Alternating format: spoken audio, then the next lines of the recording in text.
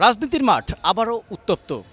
দুই দলেরই পাল্টাপাল্টি সমাবেশ, আর এই সমাবেশকে কেন্দ্র করেই মানুষের মধ্যে তৈরি হয়েছে আতঙ্ক। নগরীতে একটি থমথমে পরিস্থিতি বিরাজ করছে। সকাল থেকেই সাধারণ মানুষ রাস্তাঘাটে কম বের হয়েছেন এবং একটি বিষয় আমরা লক্ষ্য করেছি, গণপরিবহনের সংখ্যা একেবারেই কম ছিল, পাশাপাশি ব্যক্তিগত গাড়ির সংখ্যাও কম। তবে রিক্সা এবং পায়ে হেঁটে মানুষকে যার যার গন্তব্যে যেতে হয়েছে। তবে একটি বিষয় হচ্ছে যে এখানে কিন্তু রাজনৈতিক দলের যারা নেতাকর্মী রয়েছেন তাদের সমাবেশকে কেন্দ্র করে তারা বিভিন্ন স্পট থেকে হেঁটে হেঁটে তাদের যে নির্দিষ্ট সমাবেশ স্থল, সেই সমাবেশ স্থলে পায়ে হেঁটেই গিয়েছেন এবং এখানে আইনশৃঙ্খলা রক্ষাকারী বাহিনীর সদস্যরাও প্রতিটি এলাকায় মোড়ে মোড়ে তারা অবস্থান নিয়েছে। এবং একটু আমরা যদি সড়কের দিকে তাকাই, রাজধানীর প্রতিটি সড়কেই কিন্তু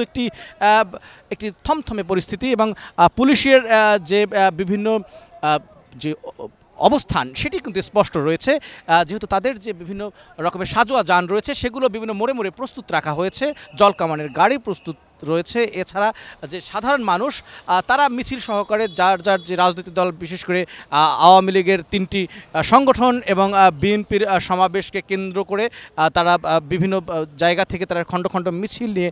আসছেন। তবে যেহেতু বিকেলে সমাবেশ, কিন্তু সকাল থেকেই কিন্তু রাজধানীর চিত্র পাল্টাতে শুরু করে, অর্থাৎ 10টার পর থেকেই পরিস্থিতি পুরোপুরিভাবে বদলে যায় এবং রাজধানীর যে বিভিন্ন সড়ক, সেই সড়কগুলো ফাঁকা হয়ে যায়। অর্থাৎ আমি ফাঁকা বলতে বোঝাতে চাচ্ছি যে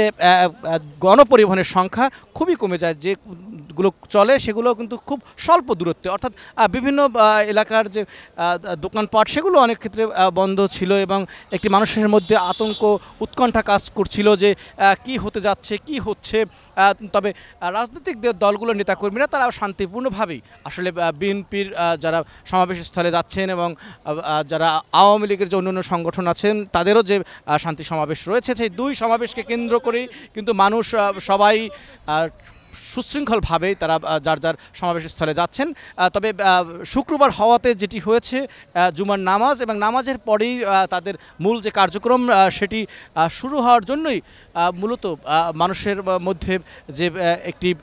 খণ্ড খণ্ড মিছিল আকারে আসার প্রবণতা সেটি কিছুটা কম রয়েছে, কারণ ধারণা করা হচ্ছে দুপুরের পর থেকেই এই সংখ্যাটা বৃদ্ধি পাবে। তবে এক কথায় আমরা যেটা বলতে পারি যে রাজধানীতে এই দীর্ঘদিন পরে যে রাজনৈতিক মাঠের যে উত্তাপ সেটি কিন্তু ছড়িয়েছে, কারণ নির্বাচন সামনে ঘনিয়ে আসছে এবং সেই নির্বাচনকে কেন্দ্র করেই মূলত মানুষের মধ্যে যে আগ্রহের জায়গা রয়েছে, সাধারণ মানুষেরও আগ্রহ রয়েছে,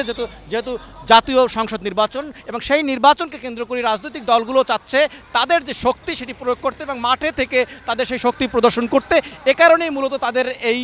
সমাবেশ, পাল্টা সমাবেশ, এবং এ নিয়ে কিন্তু সাধারণ মানুষেরও নানা রকম জল্পনা কল্পনা রয়েছে যে এই সমাবেশকে কেন্দ্র করে যাতে কোনো ধরনের উত্তাপ না ছড়ায়, সাধারণ মানুষের জানমালের যাতে কোনো ক্ষতি না হয়, সেই বিষয়গুলো যেমন নিশ্চিত হওয়া দরকার, তেমনি রাজনৈতিক দলগুলোরও সহিংসতা পরিহার করে যাতে তারা শান্তিপূর্ণভাবে তাদের যার যার সমাবেশ সেটি সম্পূর্ণ করেন এবং আগামী জাতীয় সংসদ নির্বাচনকে কেন্দ্র করে তাদের যে রাজনৈতিক কর্মকাণ্ড সেগুলো যাতে সুন্দরভাবে বাস্তবায়ন হয়, এরকম প্রত্যাশাই রয়েছে সাধারণ মানুষের এবং নগরবাসীর।